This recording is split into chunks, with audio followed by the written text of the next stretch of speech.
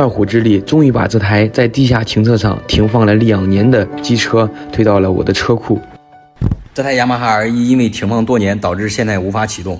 我们来看一下到底是什么原因。先把它绑在车库的维修平台上，这样维修方便多了。我从这台车外观看出，它有一肚子的辛酸想吐露出。它本是在路上追逐风和自由的选手，却让它在车库里吃灰。因为长期待在阴暗的车库，它的电源系统已经瘫痪，还怨声指责道：“我再也不想进到那满是灰尘、阴冷黑暗的地方。”还说让我把干瘪的轮胎修复好，给它洗个澡。带我体验拥有赛车系统的动力。出于对它动力的好奇，我同意它的条件。现在对它全身上下做一个全面的检查，试着将它复活。很确切的知道它的电池在它的座子下面。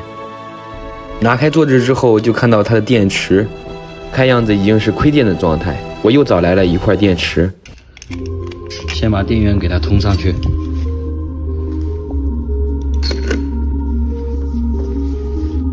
沉睡2年的家伙对它第一次启动，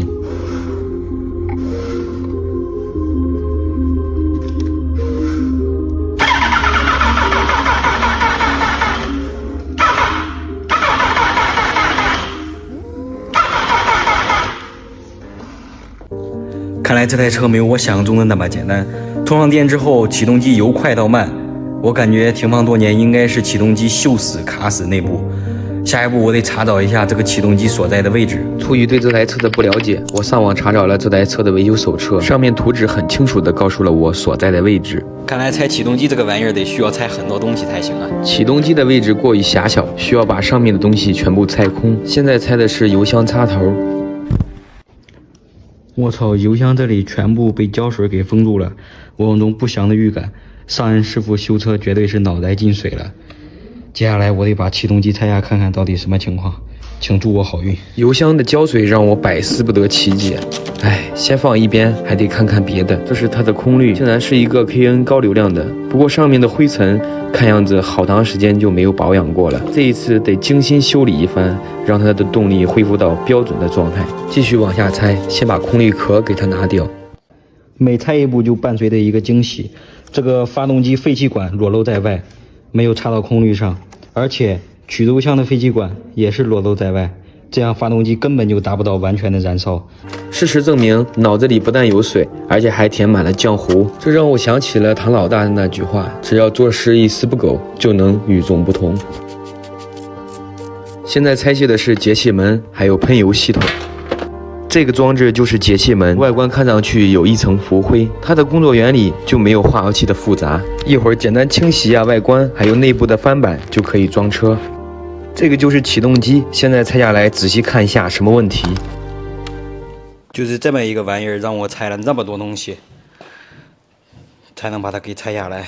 现在我要对它进行保养一下，看看里面到底出现了什么问题。先把这外观一次也没有清理过的油污给它全部清理干净，再给它的外观做一个标记。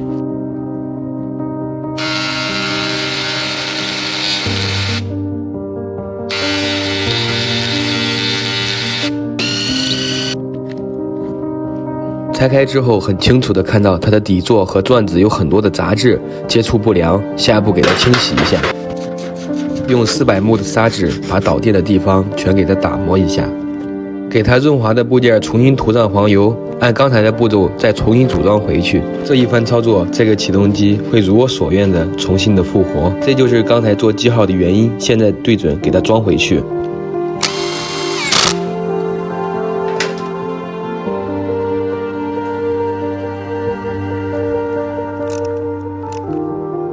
安装回去之后，我得尝试转动一下，看刚才的故障是否完全解决。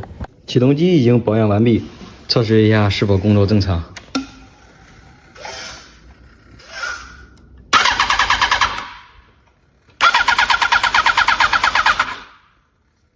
一夜故作正常。马达的声音已经是雄厚有力，这代表没有问题。下一步检查检查它的火花塞。拆出来可以看到，用的是普通的火花塞，而且是 CR71的低热值的火花塞。像这种大排量车只能用高热值的火花塞，而且必须得用1斤的，我们给它换掉。硬火花塞呈尖形，点火非常的充分，而普通的火花塞点火会非常的不好。我们把它更换掉。现在给它装回高热值的火花塞，用电子版扭矩扳手给它打上合适的扭矩。现在来清洗清洗这个节气门，长时间不清理，怠速会忽高忽低，冷车加油门会失火。把表面的水分给它吹干净，开始装车。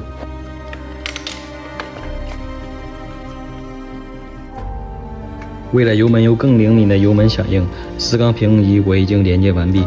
下一步我该处理最棘手的问题，就是它油箱这边已经不知道被哪个师傅干过，所以我得立马得修复它一下。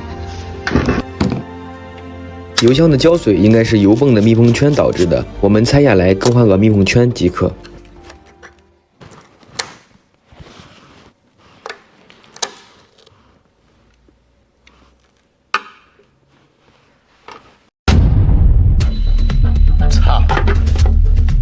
原本只是以为油泵的密封圈损坏掉导致漏油，没想到拆开之后发现这儿有这么大一个窟窿，真是中奖了。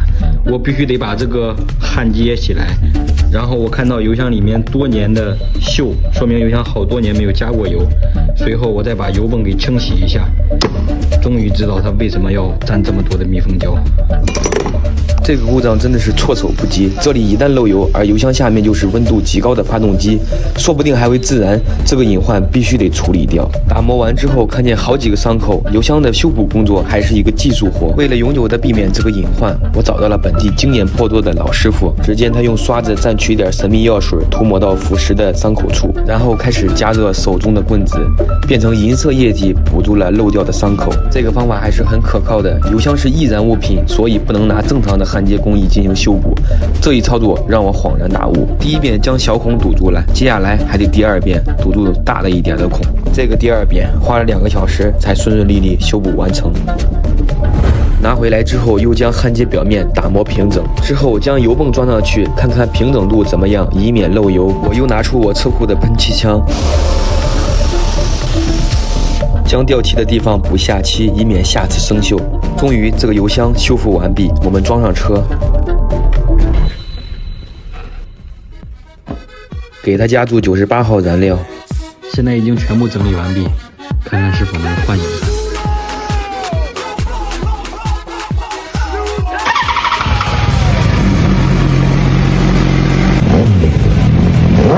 再给它调试一下四缸平衡。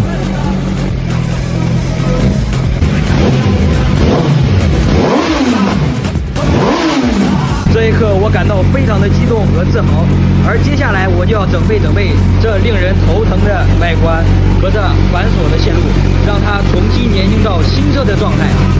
这台车的故障真的是一波三折，先是起动机锈子卡死，中间陆陆续续出现了很多的小问题，最后还是令人非常棘手的油箱。不过这些问题都成功的解决了，成功的唤醒了这台沉睡2年多的车子。